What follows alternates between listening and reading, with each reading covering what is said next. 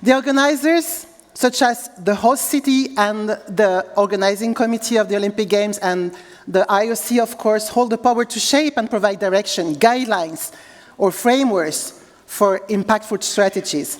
This discussion now aims to encapsulate the IOC's vision of influence across diverse domains. How does the IOC plans to create a meaningful effect? And for that, now is the time to welcome Mr. Thomas Bach, President of the International Olympic Committee. Thomas Bach has been kind enough to join us frequently over those last 10 years. However, this year, he delights us with a conversation on his favorite subjects, which are legacy, social innovation, and impact. Please welcome Mr. Thomas Bach.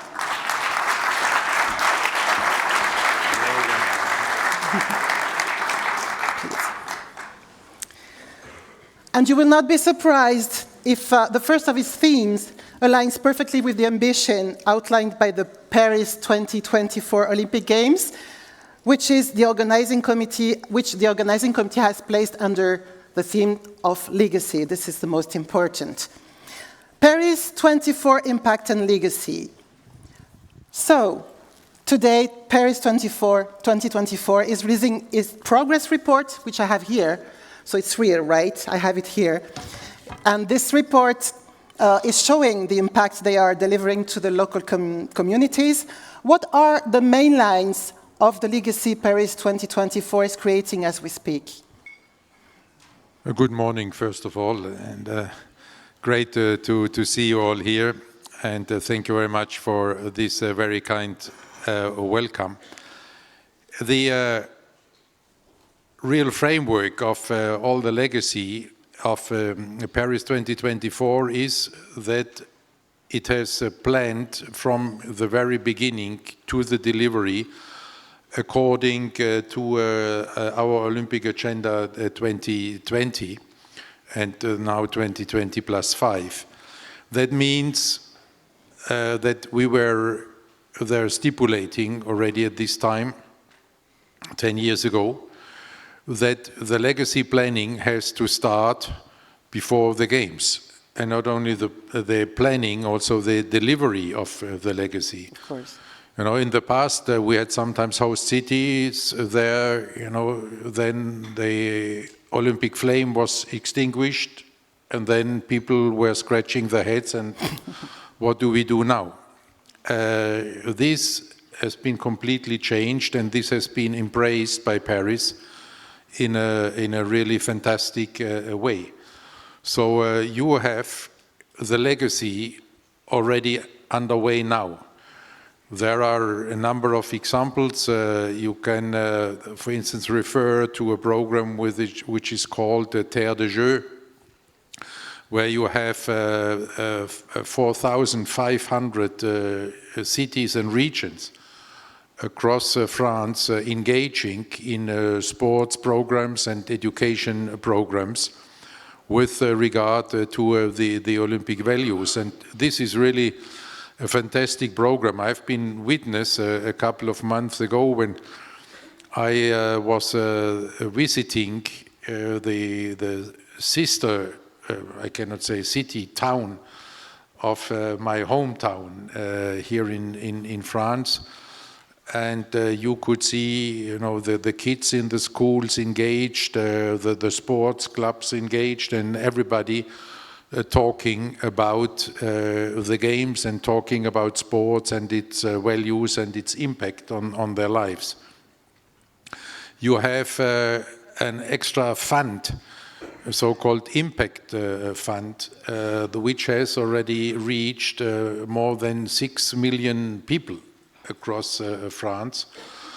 Again, with physical activity and sport, and there 90% of the participants in these programs are saying that they realize that their health situation is much better than before.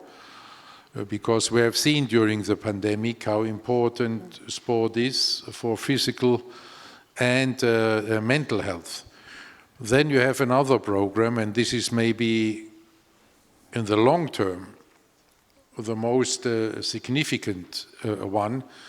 This is that in all primary schools in France, there will be 30 minutes of physical activity in sport per day, also after the games. But this, again, has already started. And this is a great contribution, again, to health, but also to social cohesion already in the primary schools. During the games, this will continue. We are now only before the games. During the games, you will have for the first time for the public, for 40,000 people of the public, to run the Olympic marathon on the Olympic marathon course just a couple of hours before then the Olympic athletes are running this course. And think of this and think of the course where you will pass by all the landmarks of Paris. Then there will be more inclusion by the way of the urbanization of the games. This is where we are saying sport needs to go where the people are. So you will have all these events in the city center. And then to make it shorter and to come to after the games, I mentioned already this a program of the 30 minutes in the primary school per day, but you will also have a special activity with 3,000 clubs in France, who are sports clubs, who will encourage the clubs and invite people with disabilities to practice sports, and this has a great legacy then to the Paralympic Games. So really an approach fully in line with our Olympic Agenda 2020, and therefore very much appreciated by us. Of course, this is a resume because this booklet has numerous pages, and of course it's so many things that you are going to be done. You should have told me that I should read the report. You have. You have. You did. You did.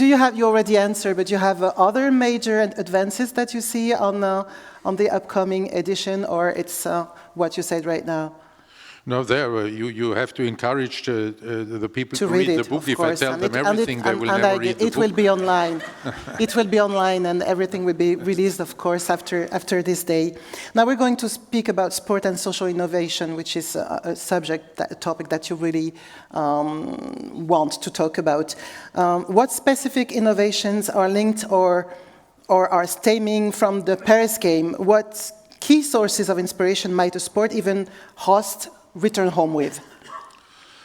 There, again, Paris, according to the Olympic Agenda 2020, will address the major issues which we have identified for the contribution of the Games to the further development of the Olympic movement, but also with the best possible social impact. So Paris will be more sustainable Olympic Games. I think this is overall the most important. We will have 95% of the facilities existing or temporary. Mm. And the non-existing are badly needed facilities. They're here in Paris and in particular in the banlieue of Saint-Denis, where there will be with the Olympic Village a great housing program, for instance. Paris is aiming to reduce the carbon emission, or to cut the carbon emission by half compared to the previous editions of the Olympic Games. That means that with Paris 2024, we would be 6 years ahead of the goals having been set by the Paris Climate Agreement. And I think this is quite an achievement, and so far we can be confident that it can be reached, because Paris is very much on a track. Then all the energy will be provided by renewable energy for the Games. The Games will be more inclusive. This is part of the pre-Games legacy programs. This is part of also this inclusivity with regard to the marathon. This is inclusivity with regard to the spectators, in particular at the opening ceremony, not to have them just sitting in a seat in the stadium, but to making them part of the show. There along the River Seine. It's also the most inclusive when it comes to the cooperation of the IOC with the International Paralympic Committee, which has never been closer and never been better. There, you know, with the IOC taking all the measures that the Paralympic Games can be organized. It means one budget for both games, and the IOC is making the contribution of the Olympic movement, including, in this case, the IPC, of around 1.5 billion US dollars to the budget of these games. And the cooperation is also, you know, very close in the coordination commission for the games, and so on. Then these Olympic Games, there will be young Olympic Games with the new sports, and in particular the addition of breaking to the Olympic program, which we have tested before at the Youth Olympic Games. So get ready for some moves then, because this will be part of the inclusivity program that you have to perform yourself. Then, no way. During the Games. And they will be urban games. What is very much important, you can say, well, what does it mean, urban games, and having there the sports events being organized in the center of the city? But in fact, this is part of the wider concept that what we are saying is, you know, in our times, a sport has to go where the people are. You cannot anymore, you know, build a stadium somewhere on the outskirts of the city and then organize an event and then hoping that the people are coming. Yeah. They don't come. So now you come where the people is in you the have streets. to go where the people are, and this is in the real world, in the urban centers. And we may still come to the digital world, because there it's, or the virtual world, there it's somewhere else. But in the real world, there are more and more in the urban centers.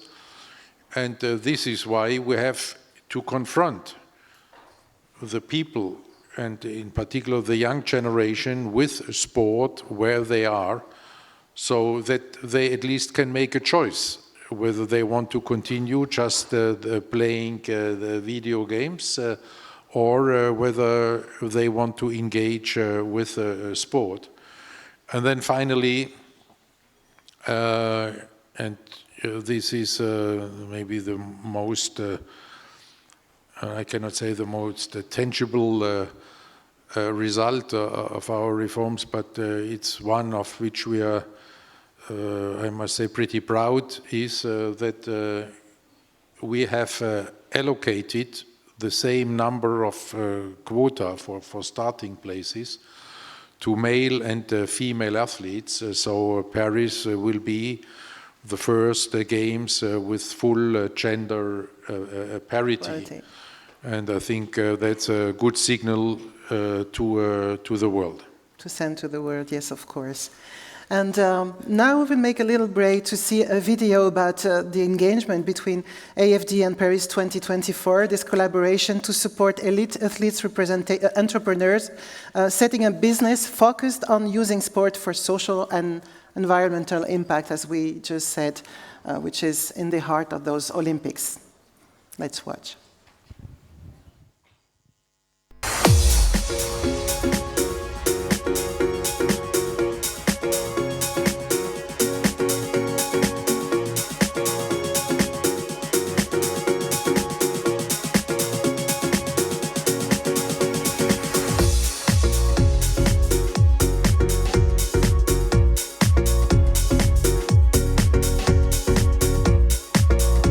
J'ai fondé la Boxer Inside Academy. C'est une école de boxe nouvelle génération dans laquelle on accompagne des jeunes de 7 à 17 ans vers une réussite, qu'elle soit sportive, éducative, sociale, voire même professionnelle.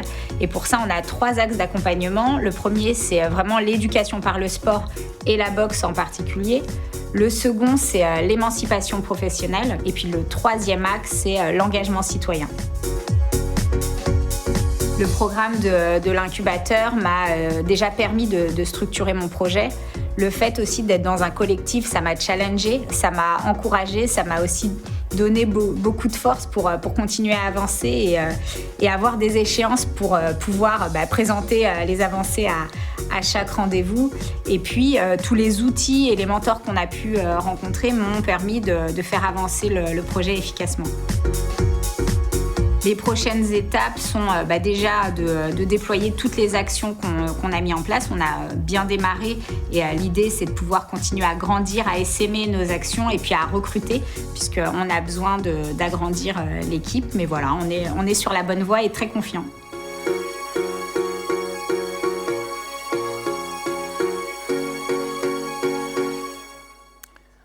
And you will have more examples this afternoon in the toolbox, of course, of these young entrepreneurs of sports who are so dedicated to sport, because those persons are 2024, 2025, 2026 and over, of course.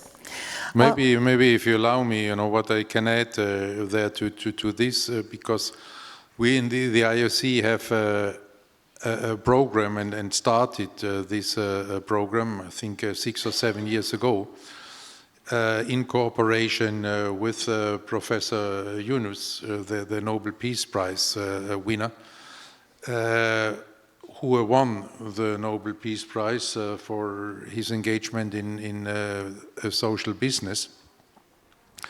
And there we are giving the opportunity to athletes to be trained by the Yunus Foundation as social entrepreneurs. So therefore, in this program, so far 6,500 athletes from more than 50 countries, and among them about more than 30 countries, 32 or 33 countries from Africa, have participated, have benefited from this training, and the best ones, then they have got a startup financing from the IOC to start their business. And this is complementary somehow to our IOC Young Leaders program, where we have these young leaders from across the world in our program, where they come to present us projects, how they want to have a positive impact on their society through sport. And then they are selected, and then we also support them then with training and also by financing to follow their programs through. And in this respect, this program of AfD is the perfect, in a perfect way, complementary to all these programs, giving these young leaders, these young people, the opportunity to make a difference in their society. So we will have more entrepreneur of sport, just like Sarah Ramoun, we just saw, the leader of Boxing Inside, who was a medalist, an Olympic medalist, not only the entrepreneur of sport. Will she come this afternoon? She might be here because she's always there when it's about sports. So but she will not be in the toolbox. Give her best regards when you see her. Sure. Because she's a great lady. A few minutes before, you were saying that all the opportunities we have to make young people move, to get out of the couch and get out of their video game is important. But we also have to go and try to keep those kids interested in everything we're doing. And there is one thing going up and up. It's the esports. Esports, as announced last month in the latest IOC session in Mumbai, the IOC is exploring plans for the creation of an Olympic esports game. Can you say a few words on the IOC plans to approach and engage with esport and its estimated audience of more than 500 million? How do you come to the figure of 500? It's about 3 billion. And maybe we don't even know, maybe it's more. You're right. Now, we have started this engagement with esports 5 years ago. I think it was 6 years ago, 2017 or 2018, when we saw this movement growing, and when we saw that the kids nowadays, and they're coming back to where the kids are in the virtual world, they are with the e-games and with the esports, and that we could not reach a big part of the younger generation anymore if we would just sit there and wait until they come to us. So we had to go where they are, and therefore we organized a forum about esports and e-games, where we invited then the publishers, the gamers, everyone. And this forum was an interesting experience because we realized that in this world they came for the first time together at the IOC. They have before, they had never communicated among themselves. So the players had no opportunity to speak with the publishers. The publishers among themselves have not been talking. The event organizers have not been talking to anybody. So somehow we brought already there the Olympic spirit to the esports community in getting them together and then exchanging with us. And there we saw the opportunity for cooperation in different ways. The one that, the closest partners is very obvious, are the ones who practice virtual sports. So if you're sitting on your bike and you're in competition then with the guys you invited, and you're riding on your bike at home a leg of the Tour de France, this is sport. This is physical activity, this is sport. The same is, let's say, rowing or others. And there we encouraged the international sports federations to address this issue and to take it as an opportunity to find access to a young generation to whom they would not have found access by just continuing their traditional sports. So we are now so far that you can even practice Taekwondo, a combat sport, virtually. So these are, let's say, our genuine partners. And they have to be integrated because, again, physical activity is the same like in the traditional sport. The other part is the simulating games. This is football or basketball, where you play the game following the rules of the traditional sport. And there we saw a give and take opportunity. What we can give to them is our experience and the experience of the traditional athletes, what it needs to get a high performer. You know, they also need training. They need mental training to make the mental training efficient. They need physical training. You have in this community, as well as then in the third one, in the gaming industry, you have serious challenges of mental health. You have challenges with gender equality. And all this, for all these issues, we, with our experience, can offer them assistance. The take would be that we would get access to them and have the opportunity to inspire them to do the real thing. And there, this is getting maybe the closest at this moment in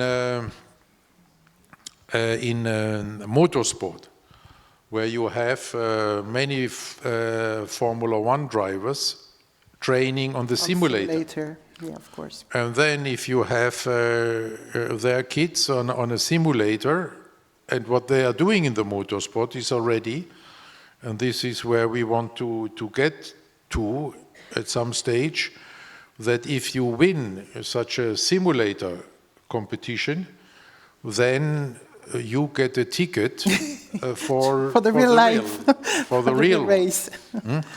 And in this way, you get the communities together. And then the third one is the gaming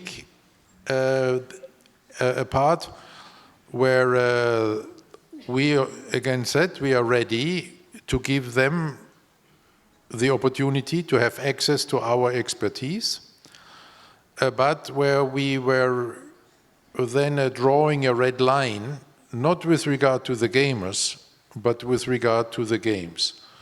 There we said we do not want, and we will not, engage with games which are not compliant with the Olympic values. And this is how we developed then from this forum over some trial and error process, then events, esports events, and now culminating in Singapore a couple of months ago, the Olympic Esports Week. And this was such a good success. And seeing the overall development of esports, or e-games, where you have more than 3 billion people playing it, then we gave there the task to our esports commission to study the creation of Olympic esports games, and they are making good progress. So let's see how it goes, but it's a fascinating project, and we are really looking forward to develop it as fast and as good as possible. Thank you very much. It's all about bonding. Everything we're discussing since the beginning of this conversation is about bonding and developing new sports and more impact on people, and especially young people. Yes, but I think it's about bonding, and it's not for nothing, that we added to our Olympic motto, the together. Yeah, of course. And, this is our overall direction there, bonding with society. Because our mission, according to the Olympic Charter, is making the world a better place through sport. So that means that we have always to study how we can contribute to sport to a better society, and for doing this, you have to be bonded. That's a perfect transition for me, and I promise we didn't rehearse before, because we're going to speak about social impact. And from the examples and project discussed this morning, and also those that we will see this afternoon, we can see that sport and social impact goes hand to hand and are a win-win combination, of course. And what are the IOC experiences in terms of social impact? We already talked a little bit about that, but there is so much more to say. So the social impact is, again, part of our mission. And we have had now the situation that we were, bonding up with the United Nations 10 years ago, or 9.5 years ago, in a memorandum of understanding, where we engaged in the discussion about the Sustainable Development Goals, but many more initiatives. But the then Secretary General Ban Ki-moon had already the idea there to promote these SDGs, which then had been approved a couple of years later. And with this approval, there the United Nations then mentioned sport as an important enabler to reach the UN Sustainable Development Goals. And this important enabler we have been taken seriously and have put a very special focus on this when we approved our follow-up Olympic agenda, the Olympic Agenda 2020 +5, which in fact is turning very much around the contribution to the UN SDGs. Then we have also, because you may hear then the word Olympism 365 at some stage. So just to tell you what this means more or less that within the IOC we have bundled all our activities who relate to the SDGs in this strategy, in this program. And then again we had to bond. We cannot do this alone. If we want to do something for resilient communities, we cannot do this alone. If we want to do something even for health, we need partners. And this is why we were, I start to like your bonding, we were bonding with the relevant UN agencies.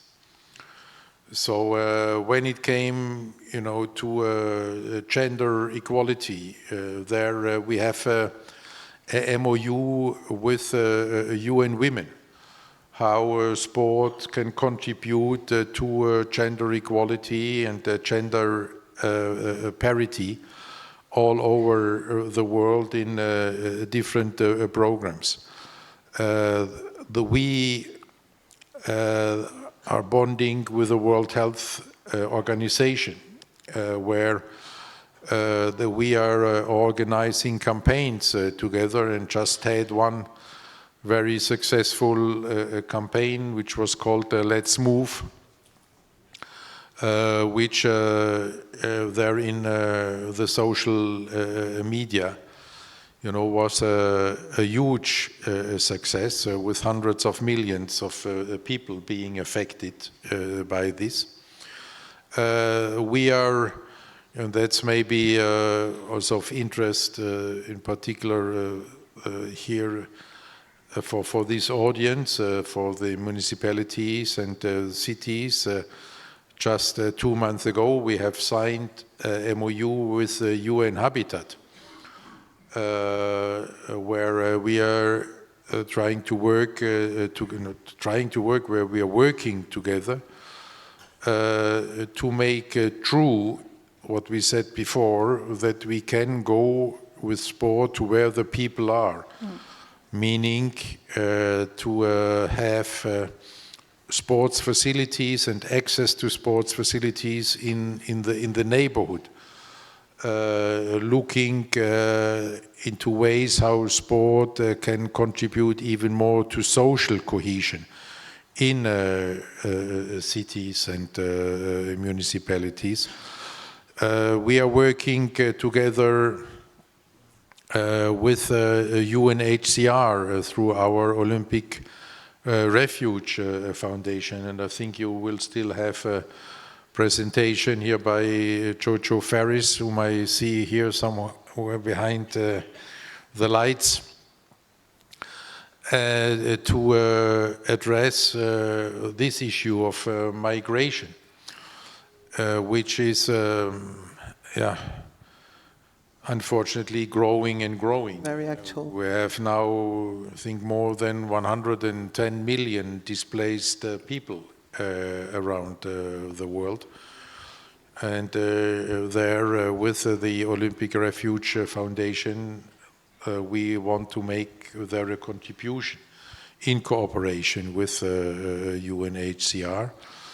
And we will also have then here in Paris again, for the third time, the Olympic refugee team, where we have the biggest pool of athletes so far, refugee athletes who are enjoying their Olympic scholarships, more than 60. And from this pool of more than 60, we will then select the final Olympic refugee team, which we will see here in Paris, then participating again and supported by the IOC and the international federations in order to give hope to there's too many displaced persons in the world, but also to make the world aware that this problem does not only still exist, but that it's ever growing because somehow it has been disappearing a little bit, behind the many other conflicts and wars, which are now the main news all over the world. So we should never ever forget these poorest of the poor people who have to leave their homes, who don't have their homes, who don't have families. For our case, who don't have a sports environment anymore, who don't have a country anymore, And there, with this Olympic refugee team, we give them a home in the Olympic Village. We give them a country and a flag with the Olympic flag. We give them an anthem with the Olympic anthem. And we continue to support them in the same way as we did before, also after the Games, to give them a chance to make their living. And, there we have now already a number of examples of which we are very proud. Two of these members of previous Olympic refugee team, they are now studying in the United States. One of them coming back to Europe, the other one getting ready to make the master examination, and then having their own lives. And this is true for many others who choose different paths than to make their living, and they're all ready to give back to sport and to the Olympic movement what they have received as assistance. So it's a great human experience. So you give me my best transition. I think you are my best partner on this presentation, because of course we are talking about refugees. You don't have any other, so it's easy to be your best one. Let me give you some compliments. So we're going to talk about refugees, and we're going to see the trailer of a very moving film about the journey of 5 athletes from the refugee Olympic team towards the Olympic Games Tokyo 2020.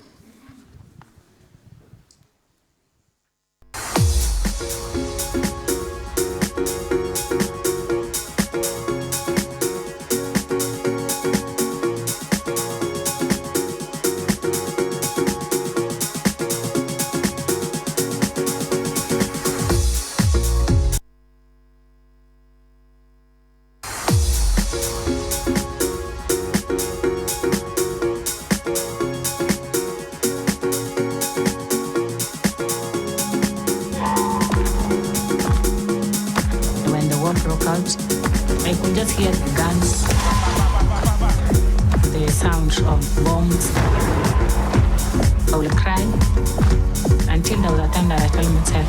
J'ai fondé la Boxer Inside Academy. C'est une école de boxe nouvelle génération dans laquelle on accompagne des jeunes de 7 à 17 ans vers une réussite, qu'elle soit sportive, éducative, sociale, voire même professionnelle.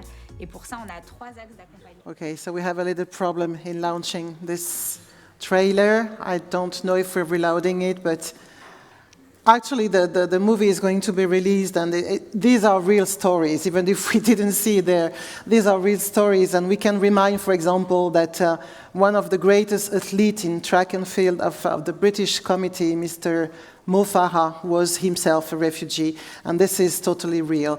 So because we don't have this little movie, but maybe we can jump onto the questions, but I remember you Maybe we can keep talking until they are finally We can keep talking. I mean, I'm delighted to talk with you about this refugee question, because it's an actual question. But we should really see this trailer, because I've seen the film. I've seen it twice even.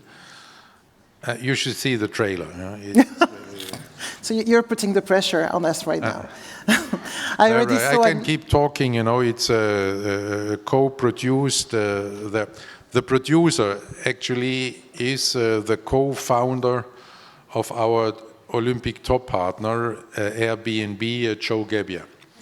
He produced the film privately, and then found as co-producer, because she was so fascinated about the topic, found Angela Jolie, who co-produced the film. Mm-hmm. And now John Legend saw the film, and he wants to make a song then for the film.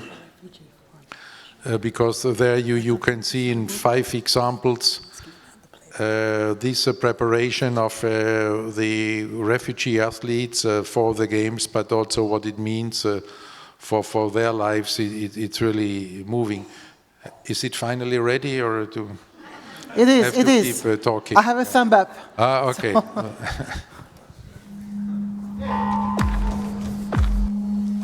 When the war broke out, I could just hear the guns, the sound of bombs. I will cry until there was a time that I told myself, for how long am I going to cry?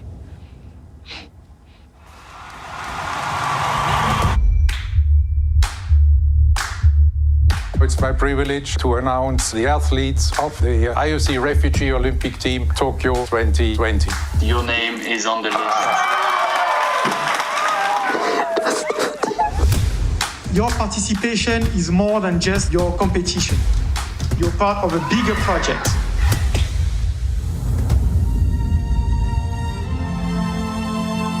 I have been sacrificing a lot. I have fine hair. He's a bit upset. It was his dream. I've been lower than low down. We're not sure what the implications are, but these athletes are going to be devastated. Only way is up right now. The future is very uncertain. I've learned to remain hopeful and work for the best. But tonight, I don't need to close my eyes. Only to fall asleep. I had a lot of emotions.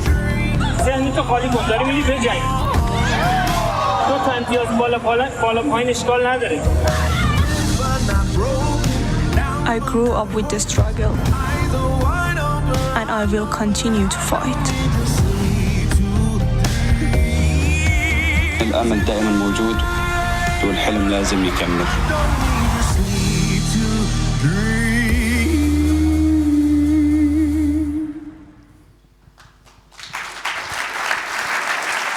Yes, thank you for the insistence to see this trailer, because it was really worth it. It's very, very inspiring. And just before we jump onto the questions of the assistants, can you tell us a word about the pledge, the Global Refugee Pledge? Yeah, indeed, we will have the Global Refugee Summit now middle of December. And after the last one, the IOC has initiated a Sport for Refugee coalition. And on behalf of this coalition, the IOC will present a new pledge then to this summit on the, I think, 13th of December this year. And this pledge will be joined by hopefully as many as possible national Olympic committees, international federations. And I would also like not only to invite there as many cities around the world, but to encourage, if not to urge, to join this pledge, and to demonstrate what we together can do to help these displaced people through sport, how we can better integrate them into the host society, how we can help them for their physical and mental health. So please join this pledge, and I think Jojo Ferris will present it there this afternoon and will explain the way how to do it. Maybe Jojo, if you could show your face for a moment so that the people cannot escape from you then when you start to address them this afternoon. Please join. Thank you very much. And now it's time for the question from the audience through Slido. So we're going to have the questions right behind us, and Thomas Bach is going to pick whatever questions appeal to you. So on the Slido application. And we should introduce this for press conferences in the future, that I'm choosing the questions, to answer. Yeah, but not a bad idea. You choose the questions. Where is Mike Adam, my spokesperson? So Mike, we should learn from. But you choose the questions among some questions that have been asked by the people, not I can just also like ask any them question. myself and answer. If you want, if you're using Slido only. So we have some questions right now. I will let you just read them and pick whatever you want to pick. Usually I don't answer to anonymous questions or letters.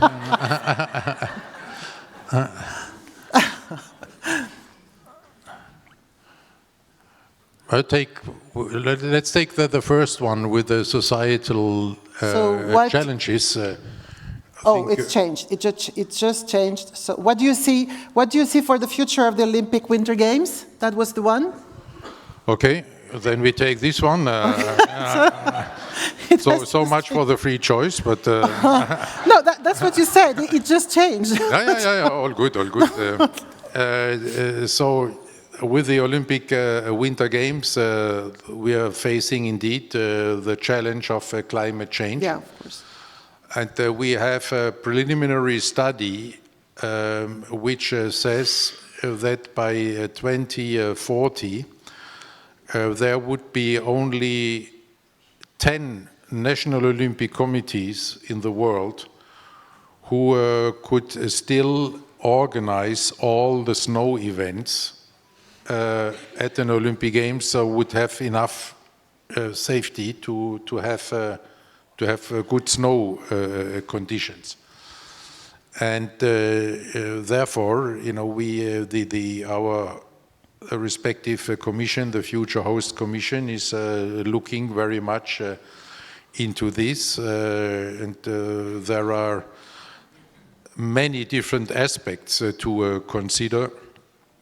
This is the one, whether we have to change the format of the Winter Games, whether we have to adapt the program of the Winter Games, whether we have then to look at a more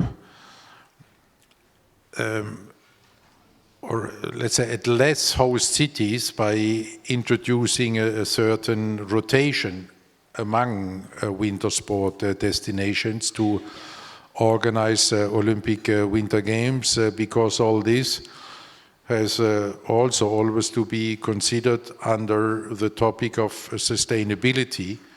That means, there in the Winter Games, even more than for the Summer Games, we want to go to places where you have existing facilities, and there you will see there already tomorrow we will make one step forward when it comes to Winter Games. There the Executive Board will decide about entering into a so-called targeted dialogue with regard to the Winter Games 2030, and because of the risks of climate change and all the other uncertainties, there the IOC session has also decided just a month ago or 2 months ago that we should look into a double allocation for 30 and 34, so to have a wider perspective and to have more time to address the challenges of climate change.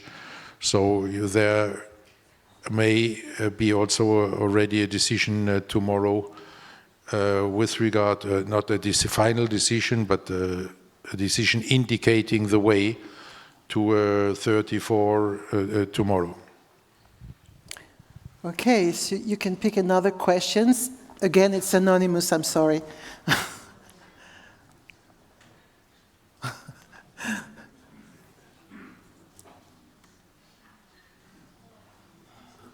The last one is very easy. Follow Olympic Agenda 2020. What lessons can cities learn from Paris preparations, and cooperate closely with the IOC. And what is also remarkable here in Paris and what has been is the political unity behind the games, which then also results in a great public support for the games.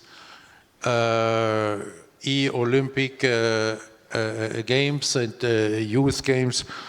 No, I don't think so, that this will give the way to it. Because what I said before, in the contrary, we hope that with this engagement with esports, we can inspire even more of the young generation then to practice sport and physical activity. So I don't think that it will affect this. The wars, Russia, Ukraine, Palestine, Israel, there with regard to Russia, Ukraine, we have already at the very beginning of the war, we have created a special solidarity fund with the Ukrainian Olympic community.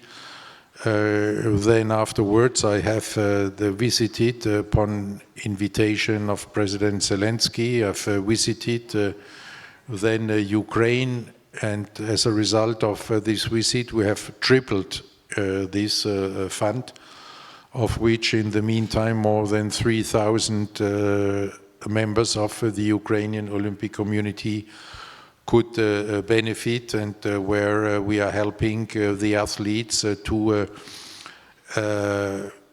continue training, but also to travel to competitions where we have a big number of national Olympic committees who are hosting Ukrainian teams, so that they can travel from there, that then they can train with their athletes.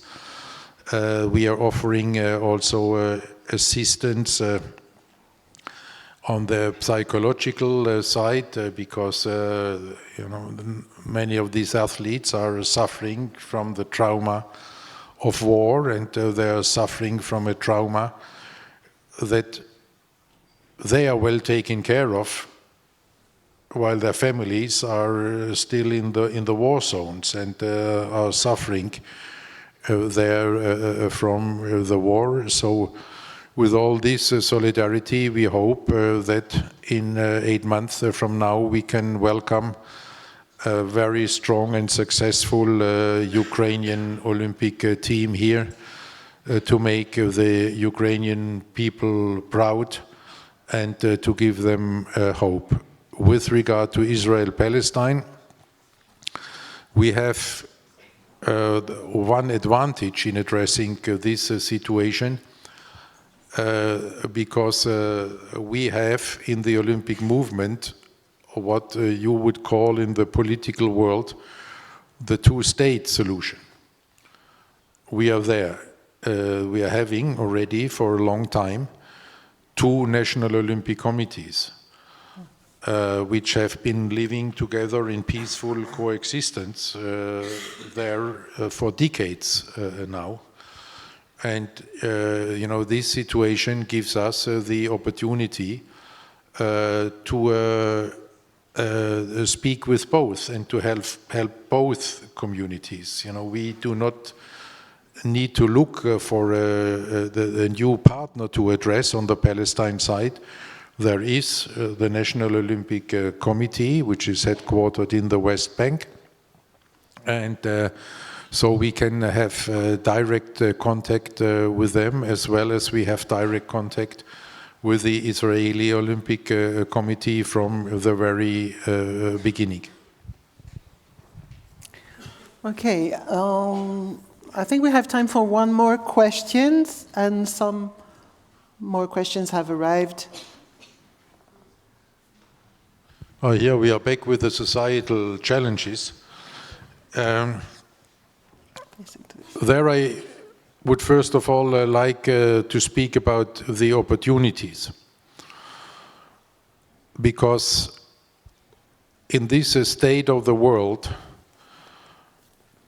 it becomes obvious, in this divisive in this confrontational, in this fragile world, what you can feel, and I think you have the same experience when you speak with your citizens, that the people there are somehow tired and exhausted from all this confrontation they have now in every part of their life and have it daily.